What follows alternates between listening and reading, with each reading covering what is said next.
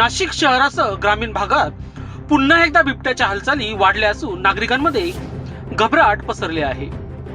February 2026 मध्ये दरी मातुरी मळे परिसरात घरगुती पाळीव प्राण्यांवर बिबट्याने हल्ला केल्याची घटना समोर आली आहे.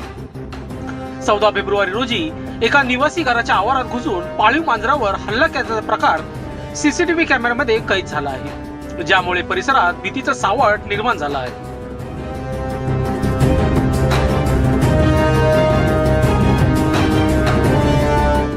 यापूर्वी निफाड, दिंडोरी आणि देवळाली परिसरात बिबट्याचे हल्ले झाल्याच्या घटना समोर आल्या आहेत. देवळाली रेल्वे स्थानकाजवळ लहवी गावाजवळ रेल्वे अपघातात एका बिबट्याचा मृत्यू झाल्याने मानव वन्यजीव संघर्षाची तीव्रता अधोरेखित झाली आहे. तज्ञांच्या मते शहरालगतच्या ऊस आणि मक्याच्या शेतांमध्ये बिबट्याचा तात्पुरता अधिवास तयार होत आहे. अन्न साखळीतील बदल, पक्ष्यांच्या शोधात वस्तींच्या जवळ येणं आणि नागरिकांचा वाढता वेग यामुळे मानव वन्यजीव संघर्ष वाढताना दिसत आहे. वन विभागाने संबंधित सीसीटीव्ही फुटेज ताब्यात घेतले असून बिबट्याचा मागोवा घेण्यासाठी पथके तैनात केली आहेत. नागरिकांनी अफवांना पसरवता अधिकृत माहितीला प्राधान्य द्यावे असे आवाहनही करण्यात आले आहे.